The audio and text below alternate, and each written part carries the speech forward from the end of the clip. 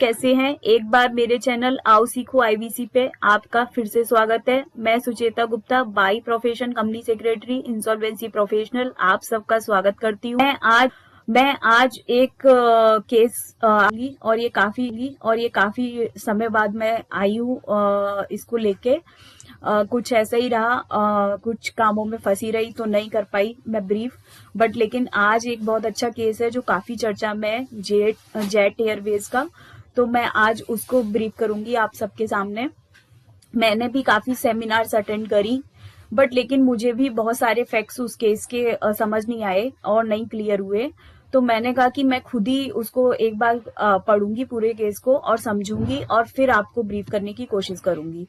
तो क्या है मेरा आपको पता ही है मोटिव क्या है मेरे चैनल का, कि मेन हम केसेस को इतनी सिंपल लैंग्वेज में ब्रीफ करते हैं कि वो सारे केसेस एक तो एज अ प्रोफेशनल हमें याद रहें, और दूसरा ये है कि ऐसे लोगों को भी समझ में आए जो कि नॉन प्रोफेशनल है, लाइक ऑपरेशनल क्रेडिटर हैं, फाइनेंशियल क्रेडिटर हैं, या कोई बायर हैं, या जिन्हें रिजोल्यूशन प्लान सबमिट करने हैं किसी कंपनी में।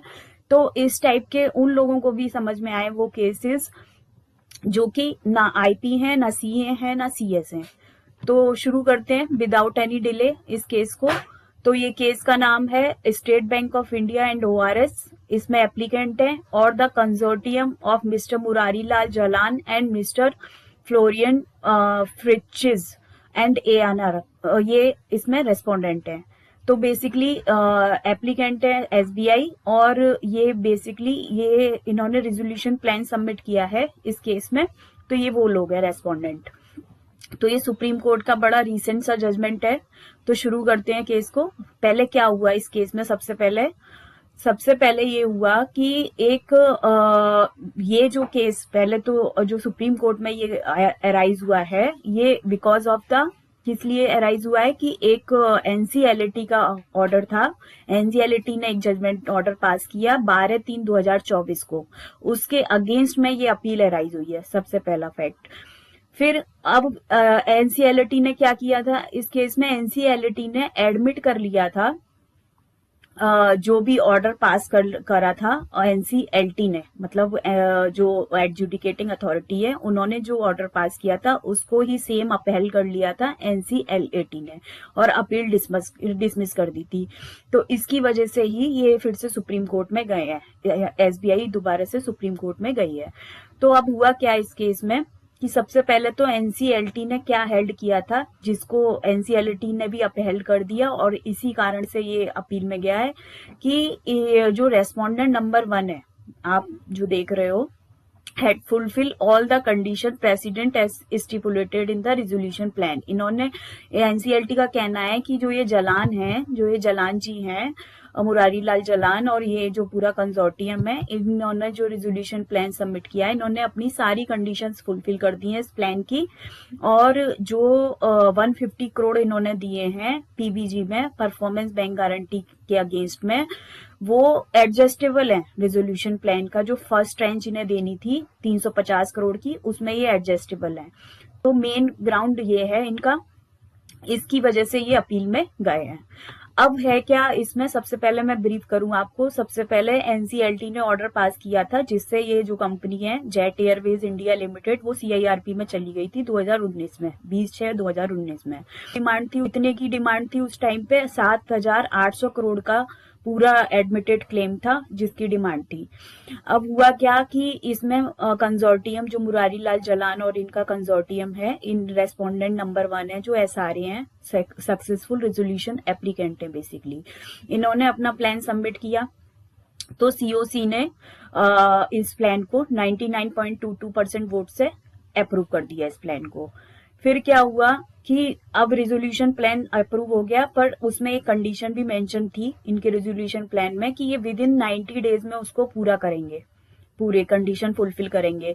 पर अगर वो फुलफिल नहीं कर पाते हैं तो 180 डेज इनको एक्स्ट्रा मिल जाएंगे उसको मतलब मैक्सिमम एक्स्ट्रा डेज इनको मिलेंगे उसको फुलफिल करने के लिए। अब हुआ क्या इस केस में कि इन्होंने एनसीएलटी ने इनको मतलब 180 दिन इनके प्लान में खुद ही लिखा था कि आपको मैक्सिमम 180 दिन अलाउड है, पर फिर भी एनसीएलटी ने इनको फर्दर एक्सटेंशन दे दिया 65 डेज का। After expiring of 180 days further 65 days allowed कर दिए कि आप अपनी टर्म्स एंड कंडीशंस फुलफिल करो, और फाइनली इन्होंने टाइम एक्सटेंड कर दिया इसको रेजोल्यूशन प्लान में टर्म्स एंड कंडीशंस फुलफिल करने के लिए। अब क्या हुआ, 18/10/2022 को जो रेस्पोंडेंट है मतलब एसआरए हैं, इन्होंने 2 आईए फाइल करी है एनसीएलटी में। किस लिए फाइल करी? एक तो इन्होंने implementation of resolution plan has been fulfilled, ये इनका फुलफिल हो चुकी है, एक आईए इसके लिए थी। दूसरी आईए इन्होंने इसलिए फाइल करी कि वो जो प्लान में जो 65 डेज इन्होंने एक्स्ट्रा दिए हैं उसमें क्या है, ये एक्सक्लूड कर दें। कौन से टाइम को? कि एक्सक्लूड कर दें for the purpose of calculating the 180 days the period from 20/5/2022 से जो पीरियड है वो एक पीरियड इन्होंने मेंशन किया, उसको ये एक्सक्लूड कर दें 180 डेज को काउंट करने के लिए, क्योंकि हमने ऑलरेडी फर्स्ट ट्रेंच यानी कि first trench against the payment यानी पीवीजी ऑलरेडी सबमिट कर रखी है, इसलिए उसको एडजस्टेड मांग लें। और एनसीएलटी ने दोनों आईए अलाउड कर दी। अब हुआ क्या कि एनसीएलटी ने मान लीजिए जो दूसरी आईए थी उसमें एक और कंडीशन थी, बट लेकिन मेन थी कि 150 करोड़ जो इन्होंने पीवीजी में दिए हैं वो एडजस्ट कर लिए जाएं, वो मेन आईए थी। तो ये अलाउड कर दी एनसीएलटी ने और सेम अलाउड कर दी एनसीएलटी ने। अब क्या हुआ, following 3 interim order pass by the NCLT. अब एनसीएलटी के पास जब ये गए, क्योंकि एनसीएलटी ने तो अप्रूव कर दिया इस चीज को, फिर एनसीएलटी में गए रेस्पोंडेंट एसबीआई मतलब, तो इन्होंने बोला कि come to be Supreme Court के पास चैलेंज आया, वो लिए ऑर्डर आया, वो ये 3 ग्राउंड थे मेन उसमें, कि एक तो इंटरिम ऑर्डर जो पास किया एनसीएलटी ने उसमें क्या लिखा है, declined to stay the NCLT order dated which held that all the condition precedent has been fulfilled। इसका मतलब ये है कि NCLT ने बोला कि ऑल्सो इन्होंने सारी कंडीशन फुलफिल कर दी है, तो ये फुलफिल नहीं हुई है। ठीक है। दूसरा था कि जो ये पीबीजी एडजस्ट कर रहे हैं और इसके लिए इन्होंने एक्सटेंड करवाया है time for infusion of the first trench और अप टू 31/8/2023 तक का टाइम जो इन्होंने एक्सटेंड करवाया है, एक तो उसको भी ये एक्सक्लूड मतलब उसको भी ये अलाउड कर दें, है ना। तो ये मतलब एनसीएलटी ने डायरेक्शन दे दी थी और एक्सटेंड कर दिया था एप्लीकेंट को from invoking the PBG and extended the time for infusion of the first tranche of 350 crore, यानी कि जो टाइम अलाउड किया था उसके अगेंस्ट एक अपील हो गई। फिर एक ऑर्डर पास किया एनसीएलटी ने कि ये 150 करोड़ का अमाउंट एडजस्ट करने की परमिशन दे दे। तो 3 मोटा मोटी ग्राउंड हो गए इसमें, एक तो सारी कंडीशन प्री फुलफिल हो गई, एक उसका हो गया ग्राउंड, दूसरा हो गया हमारा कि हम टाइम एक्सटेंड कर दें इन्फ्यूजन के लिए 350 करोड़, तीसरा हो गया कि 150 करोड़ जो ऑलरेडी दिए पीवीजी में उसको एडजस्ट कर दें। तो ये 3 ग्राउंड है जिसकी वजह से एनसीएलटी ने अपना अलाउड कर दिया और ये सुप्रीम कोर्ट में अपील के लिए गया है। अब सुप्रीम कोर्ट ने क्या बोला इस पे, कि पहली बात तो ये है कि adjustment of PBG was इम्परमिसिबल, means वो परमिसिबल नहीं है under the terms of the resolution plan, read with regulation 36B(4)(a) of the regulation. तो ये साफ कर दिया सुप्रीम कोर्ट ने कि ये पीबीजी का जो अमाउंट है, जो 150 करोड़ आप एडजस्ट करने की बात अलाउड नहीं है, तो ये अलाउड नहीं है सबसे पहली बात। ठीक है। क्योंकि जब हम पीबीजी देते हैं, जैसे हमने रिजोल्यूशन प्लान जब आता है देते हैं सबमिट करते हैं, तो उससे पहले एक आरएफआरपी होता है, वो देता है रिजोल्यूशन प्रोफेशनल। तो उस आरएफआरपी में भी लिखा होता है कि ये जब कोई डिफॉल्ट होगा उस टाइम पे अगर मतलब उसमें टर्म मेंशन होते हैं, उस टाइम पे उसको एनफोर्स किया जाता है। ये अभी इस टाइम पे अगर ये बोले कि ये एडजस्ट हो जाएगी तो वो एडजस्टेबल नहीं होती है। तो ये सुप्रीम कोर्ट ने साफ कर दिया इस बात को। दूसरा, एक लेंडर्स था 16/8/2023 का।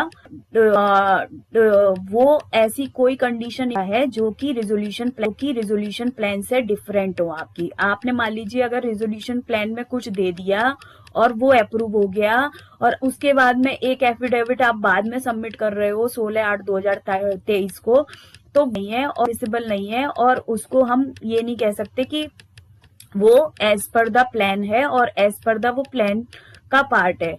तो अब इन्होंने अब एक चीज मैं और बता दूं कि इन व्यू ऑफ द क्रिस्टल, ये थोड़ा सा मैं पढ़ देती हूँ इस चीज को, थोड़ा ज्यादा क्लियर हो जाएगा कि when the aforesaid is in the position of law and the NCLT had approved the resolution plan, wide order this, the resolution plan was immune to any modification or alteration whatever. Therefore, the appellants could have only proposed an offer under the lender's affidavit dated this, which stood true to the term. ये इनका कहना है, सारे का कहना है। And plan approve by the NCLT, they could not have created any deviation. ये कह रहे हैं कि हमने कोई डेविएशन क्रिएट नहीं किया है, हमारा जो लेंडर्स एफिडेविट है वो एज पर द प्लान है, जो कि ऑलरेडी अप्रूव है एनसीएलटी से। They could not created any deviation, क्योंकि ये कह रहे हैं कि हम तो बस ये कह रहे हैं कि जो 350 करोड़ देने की बात हुई है, तो उसमें से हम तो ये कह रहे हैं सिर्फ 150 करोड़ हमारे एडजस्ट हो गए पीबीजी में और 200 करोड़ हम कैश में देंगे।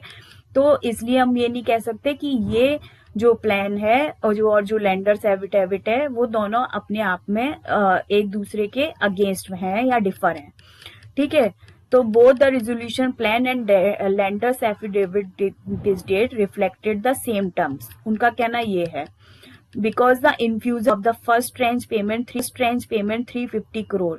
In fact, even the date within which the lenders affidavit required rupees 350 crores to be infused in cash 26/5/2023 was in compliance with the order dated this and passed by the NCLT granting the second implementation extension. Therefore, no new terms were cast on the SRA. उनका कहना है कि कोई भी new terms नहीं लेके आए हैं हम इस रेजोल्यूशन प्लान के, और ये as per the resolution plan ही है।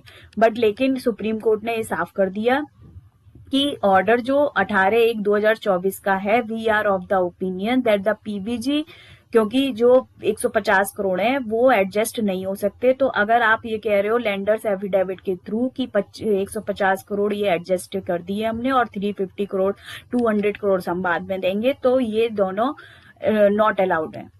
ठीक है, अब सेकंड पॉइंट पे आते हैं। Non implementation of the resolution plan by SRA necessarily lead to the consequence of liquidation as per section this, क्योंकि ये कंपनी बेसिकली हुआ क्या कि सुप्रीम कोर्ट ने इसको लिक्विडेशन का ऑर्डर पास किया इस केस में।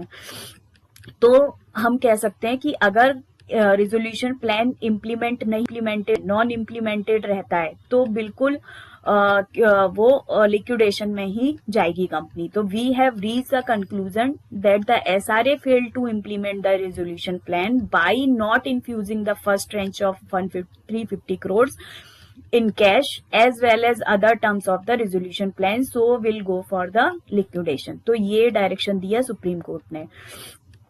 तीन में भी 3-4 पॉइंट निकल के आए कि whether the respondent number 1 and SRA had failed to implement the resolution plan on non-payment of airport dues as per the terms of the resolution plan, क्या इन्होंने जो एयरपोर्ट के ड्यूज क्लियर नहीं किए SRA ने, तो इसको भी हम कह सकते हैं कि ये फेलियर है रेजोल्यूशन प्लान को इम्प्लीमेंट करने की।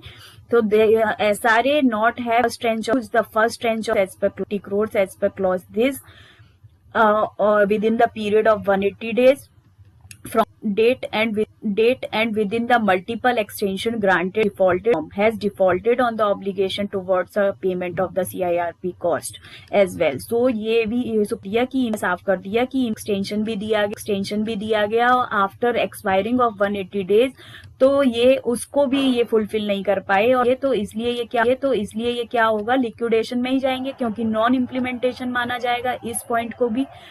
दूसरा पॉइंट ये आया कि whether the respondent number 1 SRA could be said to have failed to implement the resolution plan on account of the non payment of workman and employ dues.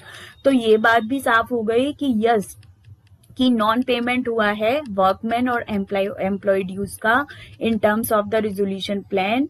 Therefore एक fixed सम था कि 52 करोड़ पे होने हैं वर्कमैन एंड एम्प्लॉय को towards the settlement of their claim, और इन्होंने first trench ही नहीं जब पे करी 350 करोड़ की, तो वो ड्यूज कैसे पे होंगे, तो उसका भी वायोलेशन हो गया। तो इस वजह से कह सकते हैं कि ये लिक्विडेशन में ही जाएगी कंपनी। तीसरा आया कि whether there was sufficient ground before the NCLT to hold that the respondent number 1 यानी SRA had contravened the terms of the approval of the resolution plan and the corporate data must be directed to be liquidated। ये sufficient ground है NCLT के पास कि वो hold कर सकता है अगर ये फुलफिल नहीं हो रही है सारी कंडीशंस। तो अभी तक एनसीएलटी ने इसको लिक्विडेशन में क्यों नहीं लेके गई, क्योंकि क्या होता है कि वो तो अननेसेसरीली वहां पे वैल्यू डाउन होती जा रही है। अगर सपोज करिए आज प्रॉपर्टी की कॉस्ट उस कॉस्ट की 1 करोड़ है, पर आप जितना डिले करते जाओगे और लिक्विडेशन में डिले हो रहा है, उधर से प्लान नहीं आ रहा है, तो वो वैल्यू तो बहुत सारी चीजें मशीनरी है या कुछ भी है, तो वो डेप्रिसिएशन उस पर कंटिन्यू जा रहा है, तो रिजोल्यूशन जो कॉस्ट है वो तो कम होती जा रही है, जो हमें मतलब एक तरीके से रियलाइजेशन कॉस्ट हमारी कम होती जा रही है। तो बेसिकली ये सफिशिएंट ग्राउंड था एनसीएलटी के पास कि वो लेके जाए लिक्विडेशन में, बट स्टिल नहीं लेकर गई है। कि अब थर्ड पॉइंट है कि whether the timely implementation of resolution plan is also one of the objective of the IBC. क्या हम कह सकते हैं कि ये एक टाइमली अगर इम्प्लीमेंट करना भी एक ऑब्जेक्टिव है आईबीसी का? तो बिल्कुल है। बिकॉज क्यों है कि the report of the insolvency bankruptcy law reform committee, एक कमिटी बनी हुई है इंसॉल्वेंसी की रिपोर्ट, जो कि रिपोर्ट देती है, रिपोर्ट कमिटी है 2015 में कॉन्स्टिट्यूटेड है। एक्नॉलेज्ड, इसने खुद एक्नॉलेज किया हुआ है कि that the time and speed are of the reasons of the working of the code. क्योंकि जो टाइम है, सबसे पहले तो टाइम ही मेन है, जो आईबीसी बना ही टाइम के ग्राउंड पर है कि सारी चीजें टाइमली सॉल्व होनी चाहिए। अब वही अगर कंडीशन फुलफिल नहीं हो रही है तो वो तो बेसिकली डिफॉल्ट ही हुआ। तो we hasn't to add that any delay in arriving the conclusion that the company is to be liquidated is also a detrimental to the company, specially when the company has long awaited timely and the positive action from the successful resolution applicant as regard the implementation of the approved resolution plan। तो एक पुनः भी resolution plan का एक main objective है IBC का। केवल वो पास हो गया resolution plan वही नहीं है ऑब्जेक्टिव, वो इम्प्लीमेंट हो रहा है कि नहीं हो रहा है। अब कुछ सजेशन भी दिए। सुप्रीम कोर्ट बहुत मतलब निराश हुआ है इस केस में एनसीएलटी और एनसीएलटी के फंक्शन से भी, और यहाँ तक कि सीओसी के भी फंक्शन से। तो उन्होंने कुछ सजेशंस दिए हैं सबके लिए। तो सबसे पहले दिया कि एक तो ये है कि हम कहते रहते हैं commercial wisdom of COC would arrive हर चीज में, तो उसमें भी ये है कि एक स्पेसिफिक गाइडलाइन बननी चाहिए, ठीक है, जो आईबीबीआई बना के दे। और विद द इमीडिएट इफेक्ट से कुछ गाइडलाइन भी आई उसके बाद आईबीबीआई की इसमें, इस केस की वजह से। तो इसमें एक गाइडलाइन होनी चाहिए जो कि सीओसी के फंक्शन को स्ट्रीमलाइन करे, क्योंकि बहुत बार ऐसा होता है कि सीओसी भी रहती है, डिले करती रहती है, कभी कुछ अप्रूवल नहीं दे रही है, फीस पे अप्रूवल नहीं दे रही है, आईआरपी की फीस अप्रूव नहीं हो रही है बहुत दिनों तक, कभी कोई अगर आनी है तो आउट करनी है तो उसका सही प्राइस मिल रहा है, वो काम नहीं हो पा रहा है। तो बहुत जगह जहाँ पे सीओसी की अप्रूवल चाहिए और वो ही ठीक से फंक्शन नहीं करती है, तो उस पे भी एक गाइडलाइन होनी चाहिए। तो एक तो ये डायरेक्शन हो गया। दूसरा बोला कि NCLT and must not such repeat the integrity of the COC approved resolution, accommodating the uh, uh, in instant request of the SRA। क्योंकि इस केस में क्या हुआ कि 180 दिन भी एक्सपायर हो गए, उसके बाद फिर से एक्सटेंशन मिला 65 डेज का। तो मतलब एक ऑरा होना चाहिए NCLT और LAT का कि बार बार रिपीटेड एक्सटेंशन ना दें किसी को, और अगर वायलेशन भी अगर कर रहे हैं कोई रेजोल्यूशन प्लान में तो फिर हाल की हाल एक्शन लें कि या तो उसको लिक्विडेशन में लेके जाएं अगर वो इम्प्लीमेंट नहीं हो रहा है रेजोल्यूशन प्लान। स्पेसिफिक डायरेक्शन होना चाहिए NCLT और NCLAT की भी साइड से। और फिर approving the resolution plan under section 31 of the IBC should record the next step which are to be taken by the respective parties। जो रेस्पेक्टिव ने उन्होंने अब क्या स्टेप लेना है वो भी एक रिकॉर्ड होना चाहिए। जब हम ऑर्डर पास करें, मतलब NCLT जब ऑर्डर पास करें तो उसमें एक वो क्या नेक्स्ट स्टेप लेने वाले हैं उसका भी एक रिकॉर्ड उसमें सबमिट होना चाहिए। जब हम रेजोल्यूशन प्लान कोई अगर दे तो वो फर्दर क्या स्टेप लेंगे वो भी प्लान ऑफ एक्शन होना चाहिए उस टाइम पे। तो recording the next step that are to be undertaken in the order of the adjudicating authority. ये ऑर्डर में मेंशन होना चाहिए कि इम्प्लीमेंट करने के लिए वो क्या क्या फर्दर स्टेप्स लेंगे, वो भी मेंशन होना चाहिए।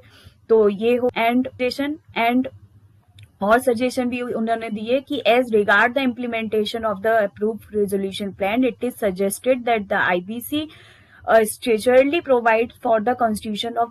के बाद में गाइडलाइंस आई वो कुछ डिस्कशन पेपर भी आए हुए हैं मॉनिटरिंग कमेटी के कॉन्स्टिट्यूशन पे।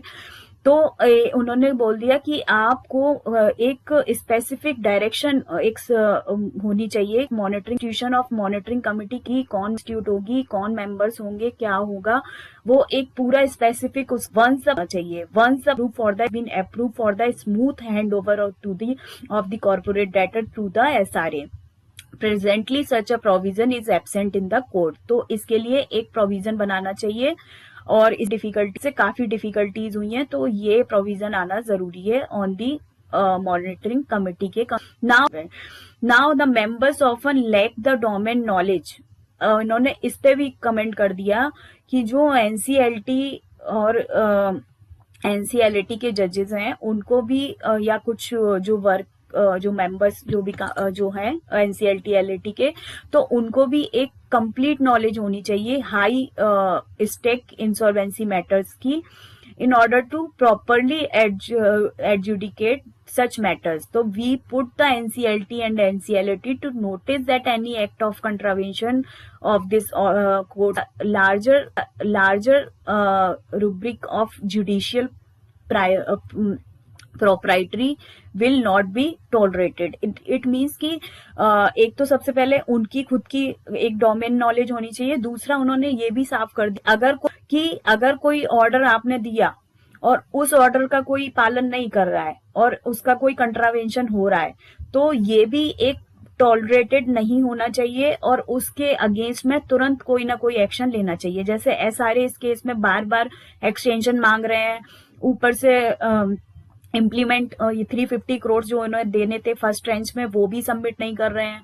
तो ये एक मतलब आपने डायरेक्शन दिया कि आपको ये पे करना है या आपका ये रेजोल्यूशन प्लान पास हो गया इस दिन को, पर लेकिन वो फिर भी नहीं कर रहे हैं, तो हम NCLT NCLAT को भी एक प्रॉपर एक्शन लेना चाहिए इस टाइप के SRA या किसी के भी अगेंस्ट जो प्रोसेस का हिस्सा है।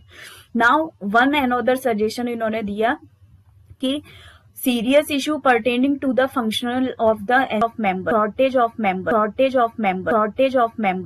of members, क्योंकि इन्होंने ये भी बोला सुप्रीम कोर्ट ने कि यहाँ पे मेंबर्स की बड़ी शॉर्टेज है, क्योंकि हम देखते हैं हमारे आईबीसी कोड में लिखा है कि 180 डेज में सीआईआरपी प्रोसेस पूरा होना चाहिए इनिशिएट, पर आप सारे केस उठा के देख लो, कोई भी केस आपको ऐसा नहीं मिलेगा जिसमें 180 डेज में रिजोल्यूशन प्लान इम्प्लीमेंट हो गया, पास हो गया, सारे ऑर्डर पास हो गए।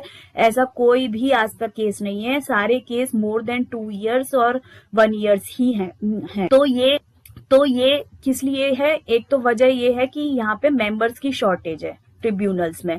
तो क्या होता है, बहुत बार होता है कि आज कोर्ट नहीं बैठ रही है या कोर्ट बैठ भी रही है तो एडजॉर्न हो गया मैटर, है ना। और बहुत सारी कोर्ट्स ऐसी हैं जो कि मतलब 2-2 या 3-3 I think I have seen कि 2 बार उन्हें मतलब जैसे बेंच में, प्रिंसिपल बेंच में कोई कोर्ट 1 में है तो वो 2-2:30 बजे फिर एक और कोर्ट लेंगे जजेस। तो इस टाइप से पूरा होल कोर्ट नहीं है, जैसे 10 to 5 तक एक ही कोर्ट चलती रहे, तो वो वाली भी प्रॉब्लम है। दूसरा एडिक्वेट इंफ्रास्ट्रक्चर है टू सपोर्ट देयर फंक्शनिंग, क्योंकि बहुत ज्यादा क्वालिफाइड अगर हम चले जाएं रजिस्ट्री में भी, तो रजिस्ट्री में भी बहुत ज्यादा क्वालिफाइड ही हैं। बहुत बार ऐसा होता है कि ये जो है वो फालतू के उसमें डिफॉल्ट्स लगाते रहते हैं पिटीशंस में, और बहुत बार ये होता है कि वो आगे ही नहीं बढ़ पाती है बहुत दिनों तक पिटीशन। तो एक एडिक्वेट इंफ्रास्ट्रक्चर भी तो यहाँ पर तो, और वैसे भी देखा जाए तो एनसीएलटी 2 तरीके के काम मैटर्स वाले सारे मैटर्स एनसीएलटी के पास हैं। दूसरा आईबीसी के सारे मैटर्स आईबीसी के पास हैं, एनसीएलटी के पास हैं। तो अब 2-2 फंक्शन मतलब एनसीएलटी को करने पड़ रहे हैं। तो या तो जो कंपनी लॉ वाले जजेस हैं उनको अलग कर दो, आईबीसी वाले जो जजेस हैं उनका एक अलग पैनल होना चाहिए। तो मतलब यही एक तरीके से सजेशन है सुप्रीम कोर्ट का भी इसमें। तो in view it is now that the parliament to look into our suggestions in consultation with the IBBI and the ministry of finance. इसके बाद में ये साफ कर दिया कि पार्लियामेंट को ये सारे suggestions in consultation with IBBI board और मिनिस्ट्री के साथ बैठ के इसको करना चाहिए। उन्होंने अपने नाउ दे दिए, now they have required to implement और नॉट। तो बेसिकली यही एक छोटा मोटा मोटी आज का केस जेट एयरवेज का। तो सबसे पहले हमने क्या सीखा है, पीवीजी है वो नहीं हो सकती, ठीक है। आपने भले ही कितना भी पीवीजी अमाउंट दे रखा है, तो हम ये नहीं कह सकते कि वो जो अगर आपको फर्स्ट ट्रेंच देनी है कि आप उसमें वो एडजस्टेबल है, वो अलाउड नहीं है। दूसरा जो बार बार एक्सटेंशन दे रहे हैं वो भी नहीं होना चाहिए। अगर आपके रेजोल्यूशन प्लान में 180 दिन लिखे हैं तो 180 दिन प्रिसाइज हैं वो। अगर आप उसके बाद का एक्सटेंशन ले रहे हो तो this should not be allowed from the court also. फिर मॉनिटरिंग कमिटी एक कंस्टिट्यूट होनी चाहिए, कुछ स्पेसिफिक गाइडलाइंस होनी चाहिए सीओसी के लिए भी कि वो जल्दी करे उस चीज को। अगर रिजोल्यूशन प्लान अगर पास होना है तो पास करे, कुछ चेंजेस तो होने हैं, चेंजेस तो वो करे, अलाउड करे चीजों को, मतलब वो भी अपने डिसीजन को ठीक से। Thank you so much for watching, for listening me. और आपसे रिक्वेस्ट है कि आगे अच्छी वीडियो लाती रहूंगी। पर बने रहें और सब्सक्राइब करें, लाइक करें और कमेंट करें। जहां पर मेरी कोई गलती रह गई हो उसको भी बता सकते हैं आप। तो थैंक यू सो मच।